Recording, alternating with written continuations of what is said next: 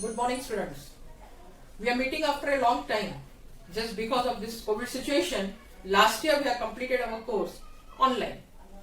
Actually, we are expected that this year we may meet in classroom in our school. But again, due to the same condition, unfavorable condition, we are again going to complete our course online. मैत्रिणींनो, तुमच्या लक्षात आलं असेल की यावर्षी पण आपण online बरंच अभ्यास करणार आहोत आणि त्यामुळे पुन्हा आपल्याला मागच्या पद्धतीनेच अभ्यास करायचा आहे. पण आपण आता नवीन कोर्स सुरू करणार नाही आहोत. काही दिवस तरी आपण मागचा अभ्यास पुन्हा करणार आहोत. We are going to recall our whatever we have studied last year and then we are going to start our new course. Now when we are going to recall, I am sure that whatever we have studied last year, it will be easy for you because you have studied already. Last year you have studied about living organisms and the classification. We have studied that what was the need of classification. It is because there are nearly 87 million living organisms and it is difficult to study the characteristic of each and every organism, isn't it? And therefore there is need of classifying the organism. Now, on what basis we are classifying the living organism? We are classifying the living organism on basis of the similarities and differences in them. त्यांच्यात काय साम्य आहे आणि काय फरक आहे याच्या आधारे आपण त्यांना क्लासिफाय करतो. After the classification, we find that on what basis or initially who classified them? It was the Whittaker, that is the biological American ecologist named Robert Harding Whittaker. Biological or American ecologist, we can say, that is the Robert Harding Whittaker. In 1969 he classified the living organism in 5 groups. Now which were these 5 groups? We have studied last year. Now we have studied last year. If you see this chart carefully, we find that the living organisms were classified mainly into 2 groups, that is prokaryotic and eukaryotic. The living organisms are mainly classified in 2 groups, prokaryotic and eukaryotic. Now, if you recall the meaning of prokaryotic and eukaryotic, you will find that what do you mean by prokaryotic? If you remember, I told you pro means simple and simple organisms we can say. Now, which type of simple organisms? Those which do not have well-defined nucleus, as well as those which do not have well-defined other nuclear organelles. Isn't it? Therefore, we can say, what are prokaryotics? Prokaryotics are those organisms which do not have well-defined nucleus and other nuclear organelles. ज्यांच्यामध्ये specially विशिष्ट केंद्रक नसतं, पेशीत केंद्रक नसतं. Now, other second type of we have studied, it is eukaryotic. Now, what is eukaryotic? These are the organisms which are well defined or which have well defined nucleus as well as other nuclear organelles. This is the main difference between the prokaryotic and eukaryotic. Once again I am repeating, prokaryotic organisms are those organisms which do not have well defined nucleus or nuclear membrane or other nuclear organelles, while eukaryotic organisms are those organisms which have well-defined nucleus, nuclear membrane and other nuclear organelles. Again we find that these prokaryotic are again classified into types, that is one is unicellular. You know the meaning of unicellular, the word itself indicates uni means single, cellular, that is single cell organisms, while eukaryotics are classified into 2 types, unicellular and multicellular. They are both types, multi and unicellular. Further again, the Whittaker has classified the prokaryotics into one kingdom, that is kingdom Monera. Now we can say, if you include all the kingdoms, totally there are 5 kingdoms. First is kingdom Monera, which is coming under prokaryotics. Now, what are the characteristics of kingdom Monera? Kingdom Monera, we find all are unicellular organisms, as well as they may be autotrophic or they may be heterotrophic. Now, here these 2 new terms we are coming under, which we have studied last year. autotrophic, those which can prepare their own food, while heterotrophic, those which depend on others for their food. And similarly, this kingdom Monera organisms are also prokaryotic, which we have seen earlier.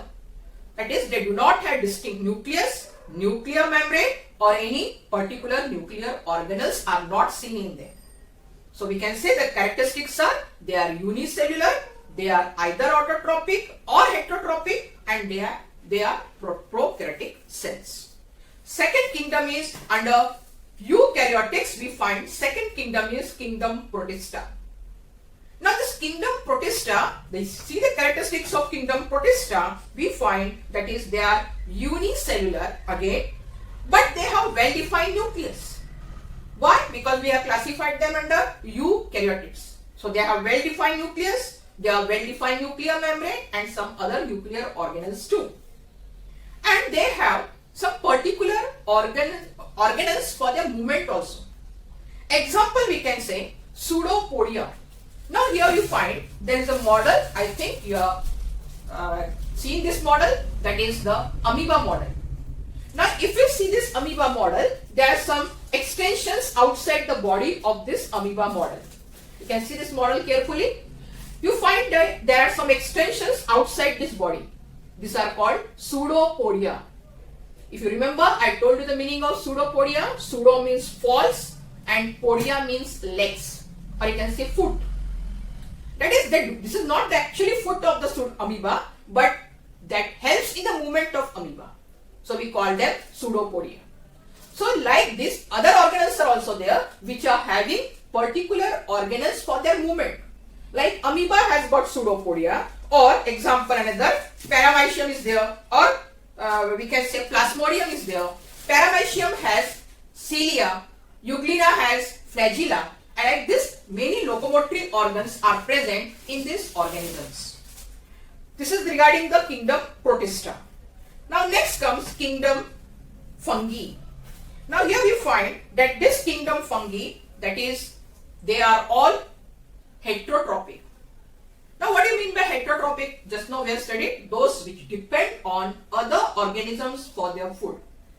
And especially these fungi are saprophytes. Now again this is a new term here. Saprophytes. Saprophytes means they are heterotrophs, but they depend on dead and decaying matter. एखाद्या सडणाऱ्या वस्तूवर ते grow होतात, carbon compounds वर ते grow होतात. That is, they are decaying organic matter. They grow on decaying organic matter. Isn't it? So that is called saprophytes. So fungi are saprophytes. Their cell wall is made up of a special cellulose material called chitin. And you find very common fungi you can find. And these fungi you have seen. A very common fungi, मी तुम्हाला सांगते, सारी fungi तुमच्या घरी अनेकदा बुरशी वाढते, अन्नावर बुरशी वाढते. ती काय आहे? एक प्रकारची fungi आहे. Here you find the various fungi. Example, you must have seen the fungus, that is, here is very common fungus you find, that is, here is a rhizopus. This is a common fungus you find here.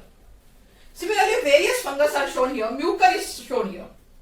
Then you find another is there, that is, mushroom is also there. So different types of the fungus you find here. So all these fungus are coming under the third kingdom, that is fungi.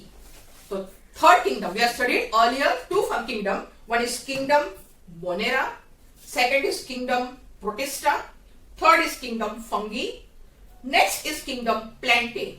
The word itself indicates all plants are classified under this kingdom. And plants itself, they are autotrophic, they prepare their own food.